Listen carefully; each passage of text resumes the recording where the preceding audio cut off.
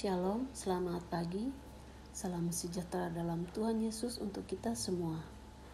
Puji Tuhan, pagi ini kita berjumpa dalam ruang saat teduh pagi dari Gereja Toraja Jemaat Bogor melalui Renungan Harian Toraya edisi Sabtu tanggal 21 Juni 2025. Bapak Ibu, saudara-saudari yang dikasihi dalam Tuhan Yesus, kita akan membaca dan merenungkan firman Tuhan yang akan menjadi pedoman kita dalam setiap melangkah. Namun sebelumnya mari kita satu dalam doa. Kepadamu ya Tuhan, kami datang mengucap syukur dan berterima kasih di pagi yang sejuk ini atas segala kemurahan-Mu pada malam ini. Sehingga pagi ini Tuhan kami boleh bangun dan kembali menghirup udara segar. Ya Tuhan, kami mau membaca dan merenungkan firman-Mu. Urapi kami dengan Roh Kudus untuk menerangi hati dan pikiran kami, untuk memampukan kami untuk mengerti maksud dan kehendak firman-Mu. Ya Tuhan, bersabdalah karena kami telah sedia dijamah oleh kebenaran firman-Mu. Ampuni segala dosa kami, dalam nama anak-Mu Tuhan Yesus kami sudah berdoa dan mengucap syukur. Amin. Pembacaan firman Tuhan kita pada pagi hari ini terambil dari Galatia pasal 3 ayat 15 sampai 22. Galatia pasal 3 ayat 15 sampai 22, firman Tuhan berbunyi demikian. Hukum Taurat atau janji. Saudara-saudara, baiklah kupergunakan suatu contoh dari hidup sehari-hari. Suatu wasiat yang telah disahkan sekalipun dibuat oleh manusia, tidak dapat dibatalkan atau ditambahi oleh seorang pun. Adapun segala janji itu diucapkan kepada Abraham dan kepada keturunannya. Tidak dikatakan kepada keturunan-keturunannya, seolah-olah yang dimaksudkan adalah banyak orang, tetapi hanya satu orang, dan kepada keturunanmu, yaitu Kristus. Maksudku ialah, janji yang telah disahkan Allah tidak dapat dibatalkan oleh hukum Taurat, yang baru terbit 430 tahun kemudian, sehingga janji itu hilang kekuatannya. Sebab jikalau apa yang diwariskan itu berdasarkan hukum Taurat, itu tidak lagi berdasarkan janji. Namun justru berdasarkan janjilah Allah telah memberikan anugerahnya kepada Abraham. Kalau demikian, untuk apa hukum Taurat?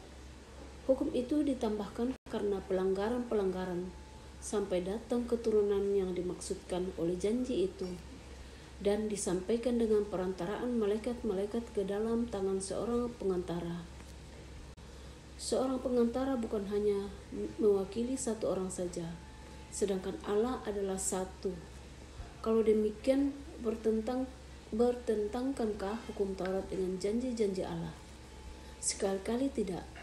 Sebab andai kata hukum Taurat diberikan sebagai sesuatu yang dapat menghidupkan, memang kebenaran berasal dari hukum Taurat.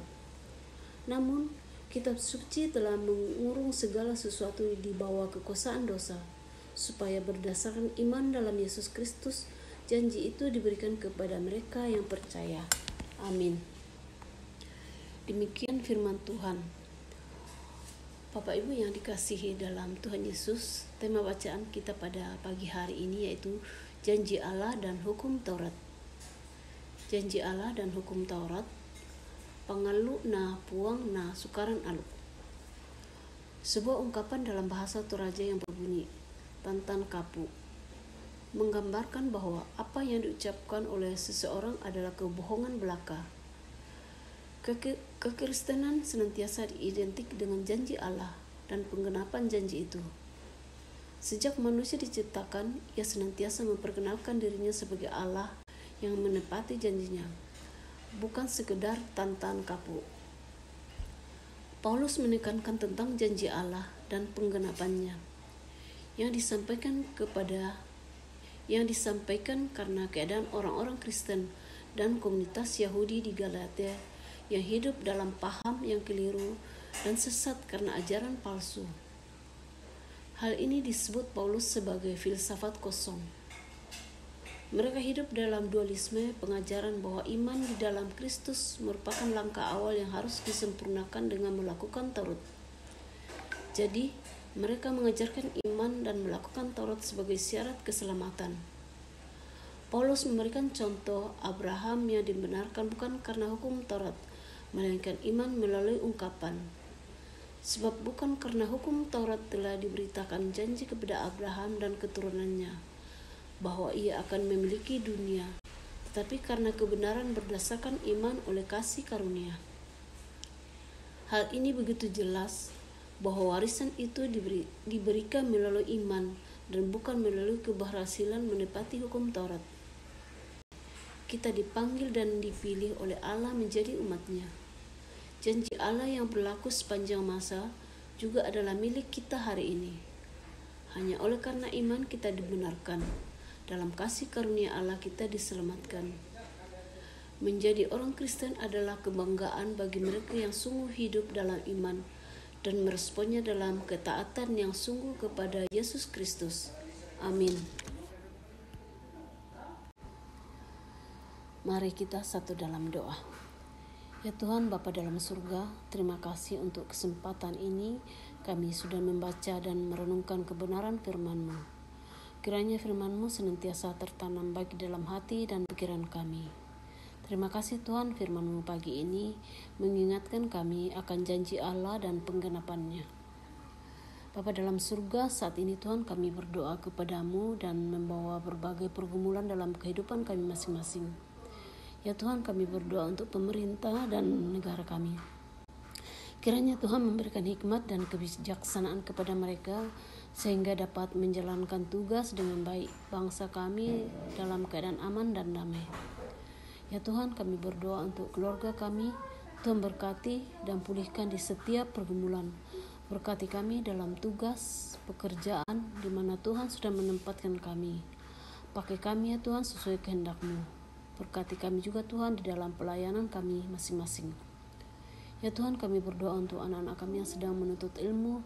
Tuhan tambahkan hikmat dan kepintaran kepada mereka sehingga apa yang dicita-citakan kelak akan berhasil dan semuanya untuk hormat dan kemuliaan akan nama Tuhan. Ya Tuhan, kami berdoa untuk yang sedang mencari pekerjaan. Tuhan berkati mereka, beri kesabaran dan ketekunan mencari pekerjaan sehingga mereka pun dapat mendapat pekerjaan yang sesuai dengan kemampuan dan atas kehendak Tuhan.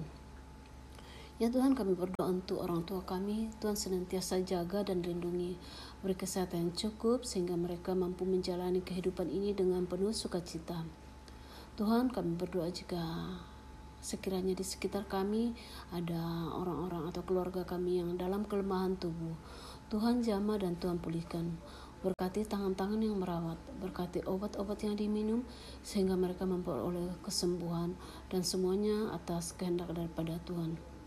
Bapa dalam surga, kami berdoa ya Tuhan untuk setiap tugas dan pekerjaan kami hari ini. Kiranya semua boleh jalan seturut kehendak-Mu. Bapa dalam surga, masih banyak yang ingin kami sampaikan kepada-Mu, namun kami yakin dan percaya bahwa Tuhan terlebih mengetahuinya. Bapa, ampuni segala dosa dan kesalahan kami. Di dalam nama anak-Mu Tuhan Yesus kami sudah berdoa dan mengucap syukur. Amin. Demikian renungan kita pagi hari ini. Tuhan Yesus memberkati.